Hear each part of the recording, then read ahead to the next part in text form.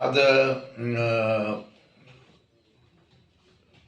राहुरी बारामती पोटनिवडणुकीच्या संदर्भातून निवडणूक होते. सातारा जिल्ह्यामध्ये सुद्धा राष्ट्रवादी काँग्रेस पक्षाच्या संदर्भातून येत्या काळामध्ये पक्ष संघटना मजबूत करण्याच्या दृष्टिकोनातून मी असेल, अध्यक्ष बाळासाहेब पाटील असेल आणि जिल्ह्यातले पदाधिकारी बसून आम्ही पुढची रूपरेषा आम्ही ठरवणार आहोत. सध्याच्या राज्याच्या, देशाच्या आणि जिल्ह्याच्या राजकारणात जर बघितलं असेल तर फार मोठ्या प्रमाणामध्ये बदल आपल्याला पाहायला मिळतोय. महिला जे बिल आणलेलं आहे, नारी शक्ती बिल, त्याच्या संदर्भामध्ये वेगवेगळ्या प्रकारचे निर्णय घेतले जात आहेत. वेगवेगळ्या प्रकारचे गैरसमज करून दिले जात आहेत. जनतेच्या आणि विशेषतः आमच्या महिला भगिनींना या ठिकाणी चुकीच्या पद्धतीने तुमचा अन्याय झाला अशा प्रकारची भूमिका स्पष्ट केली जाते. खरं म्हटलं तर लोकशाहीतून जिंकण्याचे प्रथा ही भाजपने गेल्या अनेक वर्षापासून सोडलेली आहे. दुसऱ्यांची लोकं घ्यायची आणि पक्ष वाढवायचा आणि त्यातून सत्ता मिळवायची. स्वतःच्या लोकप्रियतेवर सत्ता मिळवण्याचं त्यांचं असलेलं स्वप्न कधीच पूर्ण होत नाही. म्हणूनच वेगवेगळ्या प्रकारच्या क्लुप्त्या लढवण्याचा प्रयत्न होतो. कधी ईव्हीएम मशीनचा असेल, कधी त्याचबरोबर मतदारसंघातल्या असलेल्या मतदाराच्या याद्यातला घोळ असेल, किंवा आता 2029ला आपण सत्तेवर येऊ शकत नाही अशा प्रकारची शंका असल्यामुळेच हे डिलिमिटेशन, मतदारसंघाची पुनर्रचना हा बिल नारी शक्तीच्या माध्यमातून आणण्याचा घाट त्यांनी घातलेला आहे. खरं म्हटलं तर 2023 सालीच सर्वांनी एकमताने हे बिल मंजूर केलेलं आहे. त्या जागेमध्ये, खासदारकीच्या असलेल्या जागेमध्ये जर त्यांनी तसे आरक्षण दिलं असतं तर मला वाटतं की तो न्याय झाला असता. परंतु त्यावेळेला त्यांनी तो नारी शक्तीला न्याय देण्याचा प्रयत्न केला नाही आणि आता या माध्यमातून पळवाटा काढून अशा प्रकारचं बिल आणण्याचा प्रयत्न केलेला आहे. आज राज्यामध्ये ते आंदोलन करतात. पहिल्या प्रथमच जांभोरी मैदान ते वरळीच्या डूममध्ये अशा प्रकारचा मोर्चा काढण्याचा प्रयत्न ते करतात. मला वाटतं की जनता सुज्ञ झालेली आहे. जे मी बघतो आता त्याच्यावर कमेंट बघितल्यानंतर सामान्य जनतासुद्धा त्यांच्या असलेल्या या हुकुमशाहीच्या अंतर्गत असलेल्या लोकशाहीचा अभ्यास आम्ही करतोय. ते जनता आता हुशार झालेली आहे आणि मला वाटतं की तशा पद्धतीने आम्ही सुद्धा येणाऱ्या काळामध्ये महिला भगिनी असेल किंवा महाराष्ट्राच्या जनतेला आम्ही त्या ठिकाणी जागृत करणार आहोत. अशा प्रकारची मोहीमसुद्धा आम्ही सुद्धा हातामध्ये घेऊ आणि मला वाटतं तशा पद्धतीनं काम करण्याचा प्रयत्न आम्ही करणार आहोत.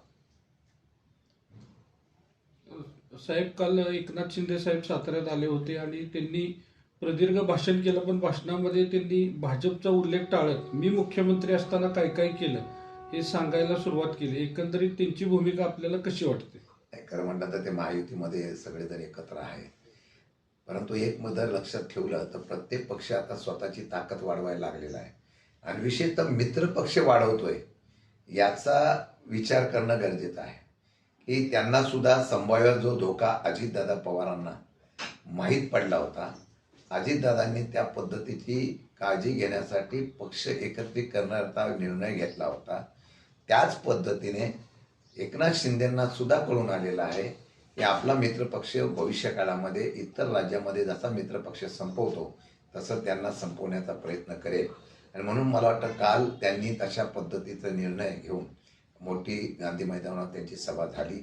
सभेच्या माध्यमातून त्यांनी पक्ष संघटनेच्या बाबतीमधलं वक्तृत्व जरी केलं आणि त्यामध्ये भाजप किंवा त्यांच्या असलेल्या सरकारच्या भूमिकेतून एकत्र राहत असताना उल्लेख जरी केला नसला तरी कालचं शक्ती प्रदर्शन हे त्यांचं स्वतःच्या असलेल्या मित्रांच्या विरोधातलंच सातारा जिल्ह्यामध्ये आहे हे अधोरेखित त्या ठिकाणी त्यांनी दाखवून दिलेलं आहे. पण सर, आता बघितलं तर जिल्हा परिषदेमध्ये जी घडामोड झाली एकंदरीत त्या संदर्भात नेमकं काय सांगाल? कारण कालची जी एकनाथ शिंदे साहेबांची जी सभा होती त्याला चेक मारायचं का नेमकं काय, याबाबत आपली भूमिका आहे राष्ट्रवादीची? मी त्यावेळेला सांगितलं होतं गांधी मैदानावर सर्वांशी मिळून एक सभा घेऊया किंवा मोर्चा काढूया, कारण लोकांमध्ये भावना तीव्र होत्या. त्याचे पडसाद काल सभेच्या माध्यमातून पाहायला मिळाले. खरं म्हटलं तर ही भूमिका आमची पहिल्यापासूनच होती. मला वाटतं की त्यावेळेला जे आश्वासन दिलं होतं त्याप्रमाणे SP असेल, त्याचबरोबर त्या असलेले चौकशी त्याचे अधिकारी होते त्यांच्या बदल्या झालेल्या आहेत. आता हे करत असताना काल सुद्धा आयुक्तांनी संपूर्ण डॉक्युमेंटरी मागवलेली आहे. आम्ही ही लढाई शेवटपर्यंत करणार आहोत. परंतु मला एक सांगावंसं वाटतं, पूर्वी ह्या कायद्याची भीती होती, पक्ष बदलल्यावर आपल्याला काय कारवाई होईल अशा प्रकारचा धाक होता. तो या सरकारच्या असलेल्या भूमिकेमुळे तो संपलेला आहे. भाजपची लोक स्पष्ट शब्दात सांगतात, तुम्हाला आम्ही डिस्क्वालिफाईड होऊन देणार नाही. लोकशाहीचा दिवसाढवळा खून आहे. तरी आयुक्तांनी आता CCTV फुटेज किंवा त्यांचे असलेलं शूटिंग मागवलेलं आहे. त्या मागवलेल्या शूटिंगमध्ये सत्य बाहेर येईल. ही लढाई आम्ही शेवटपर्यंत देणार आहे. त्यामध्ये अध्यक्षाच्या असलेल्या डिस्क्वालिफिकेशनचं जात प्रमाणपत्र असेल किंवा काय, ह्याच्या केसेस चालू आहेत. आणि मला वाटतं सगळ्या केसेसच्या बाबतीमध्ये आम्ही पाठपुरावा करतो आहोत. सत्याचा विजय होईल एवढं मला माहिती आहे. कारण सातारा जिल्ह्यामध्ये ज्या पद्धतीने लोकशाहीचा खून झाला आणि तो झाला नसता तर अधीक्षकांची बदलीच का झाली असती. याचा अर्थ त्याने एकतर्फी मान्य केलेला आहे की झालेली घटना जी आहे ती महाराष्ट्रामध्ये पूर्णपणाने लोकांच्या मध्ये नाराजीचा आहे. किंबहुना सातारा जिल्ह्यामध्ये लोकांची तर म्हणणं असं होतं की मोर्चे काढा, आम्ही रस्त्यावर येतो तुमच्यासाठी. म्हणजे एवढी भावना सातारा जिल्ह्यातल्या चव्हाण साहेबांच्या भूमीमध्ये या ठिकाणी होते. त्याचं प्रत्यंतर कारण आपल्याला पाहायला मिळालं आहे. मला वाटतं येणाऱ्या काळामध्ये त्याच्या बाबतीमध्ये 100% आम्ही आक्रमक राहणार आहोत. साहेब, आता हा बदलीचा पोलीस अधीक्षकांच्या बदलीचा विषय आपण सांगितला. त्यावेळी शंभूराज देसाई साहेबांनी विधानसभेमध्ये त्या संदर्भात आवाज उठवला. नीलमताई गोरे मॅडम यांनी त्या संदर्भात निलंबनाची कारवाई केली होती. त्यानंतर जयकुमार गोरे भाऊंनी या संदर्भात थांबवावा हा निलंबनाचा विषय असं सांगितलं. आणि नंतर आज पोलीस अधीक्षकांची बदली होत आहे. तर या सगळ्या घडामोडीवर आपण काय सांगा, नेमकं काय कायदेशीर बघितलं तर त्या असलेल्या पदाला सभापती पद असेल, अध्यक्ष पद आहे, हे वेगळ्या प्रकारचं संविधानातलं दिलेलं उच्च पद आहे. त्यांना तो अधिकार आहे. आता शेवटी असा आहे की राज्य सरकार जे चालवतात ते राष्ट्रपती असो, राज्यपाल असो आणि सगळ्यांच्या अधिकाराला मर्यादा घालतात का, अशा चित्र सध्या उभं राहत असल्यामुळे मला वाटतं की या सभापती दिलेला निर्णय हा योग्य होता. तशा प्रकारे आपण चॅलेंज आम्ही करतोय. अशा प्रकारचं आम्ही आव्हान करण्याचा काम.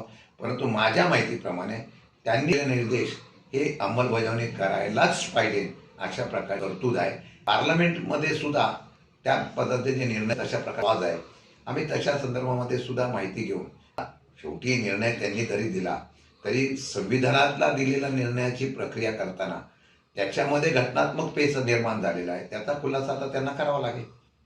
पण साहेब, आता जे तुमचे जे सदस्य राष्ट्रवादीचे त्या ठिकाणी मतदान झालं, याच्यावर नेमकी पुढं कशी, म्हणजे तुमची काय भूमिका असेल याबाबत? नाही, ते डिस्क्वालिफाईड करावे म्हणून शिवसेना शिंदे गट आणि राष्ट्रवादी अजितदादा गट दोघंही आयुक्ताकडे गेलेले आहेत. आयुक्ताचा निर्णय होईल. आयुक्ताचा निर्णय काय होईल झाल्यानंतर परत तो मंत्र्यांकडे जातो. मंत्र्यांकडे गेल्यानंतर आमचं म्हणणं आहे की टाइम बाइंडमध्ये हा निर्णय लागावा म्हणून आम्ही कोर्टामध्ये तशा प्रकारची मागणी करणार. काल एकनाथ शिंदे साहेबांची सभा झाली सातारला. तुम्ही आता म्हटलं की आम्ही संयुक्त सभा घेणार होतो, म्हणजे राष्ट्रवादी अजितदादांचा पक्ष किंवा शरद पवार साहेबांचा पक्ष असं एकंदरीत.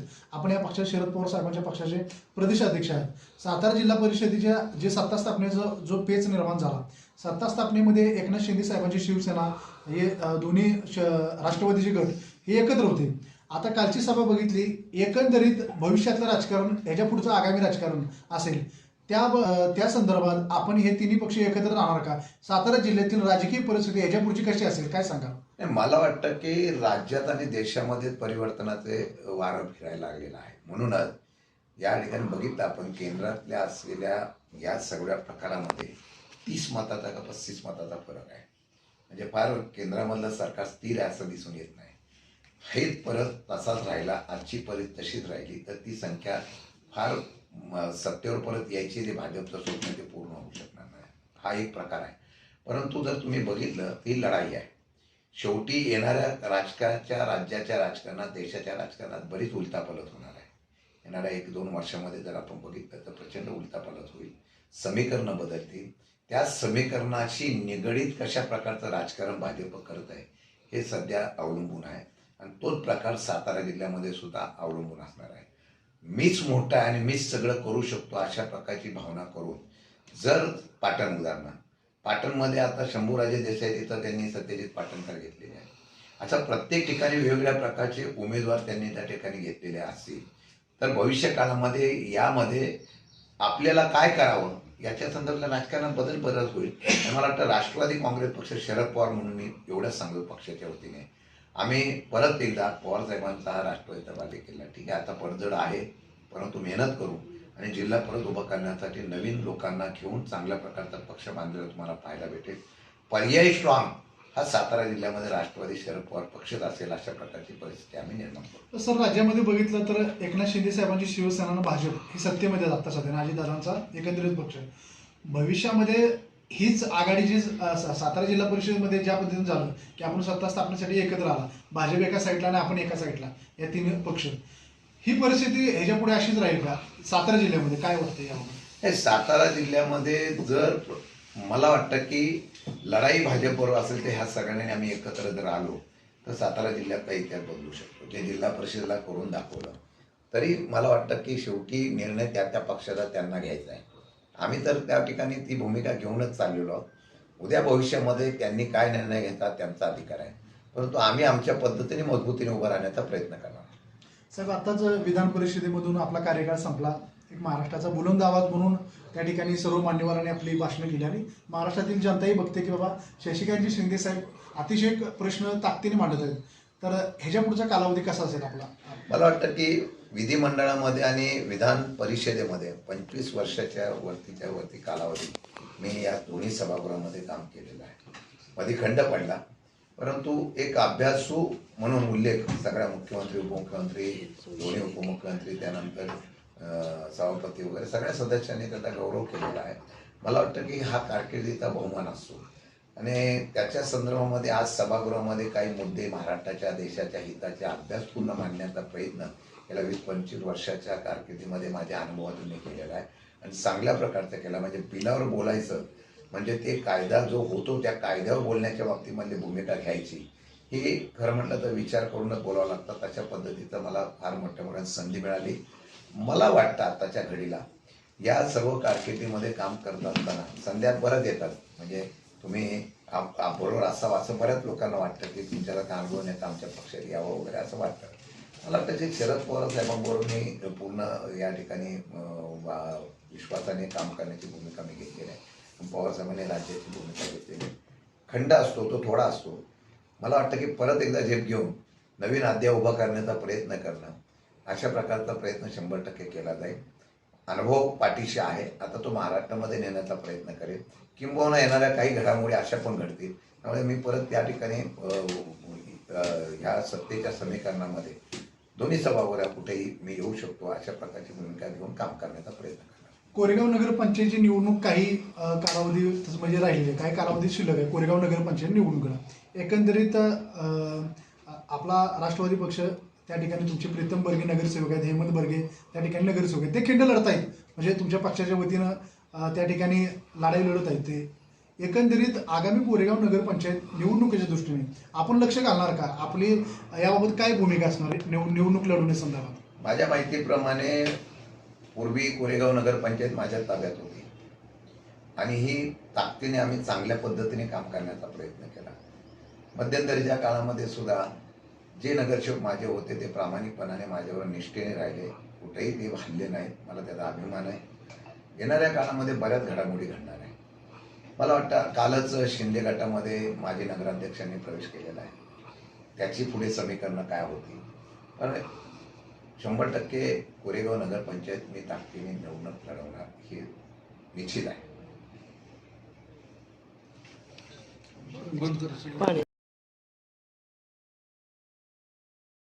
पाणी प्रश्नावर विशेष करून जीए कटापूर योजनेविषयी सातत्याने आपल्यावर टीका केली जाते वेगवेगळ्या माध्यमातून. यावर आपली नेमकी भूमिका काय? आपण जलसंपदा मंत्रीपद भूषविले होते तेव्हापासून जरा आढावा घेतला तर बरं.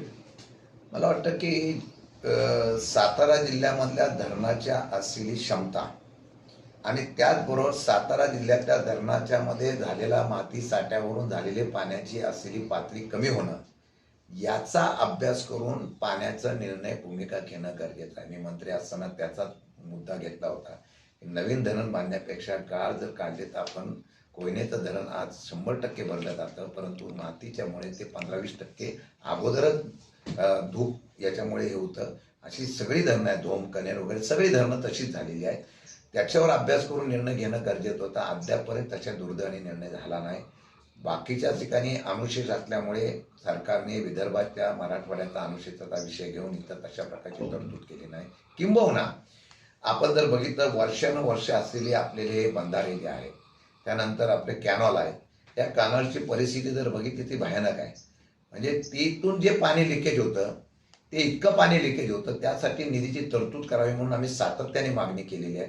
पण निधी अभावी किंबहुना या सरकारच्या मध्ये निधीची क्षमता नाही, किंबहुना मराठवाडा विदर्भामध्ये फार मोठ्या प्रमाणामध्ये हा निधीचं वळणा झाल्यामुळे या कृष्णापुरेला फार निधी कमी पडलेला आहे असं माझं मत आहे. मला वाटतं की या सर्व गोष्टीतून काही धरणाच्या मध्ये लाभ क्षेत्रातलं क्षेत्र वाढावं याच्या संदर्भातली मागणी आम्ही केली होती. तशी झिये कटापूरच्या बाबतीमधला पुशेगावचा पट्टा असेल किंवा खटा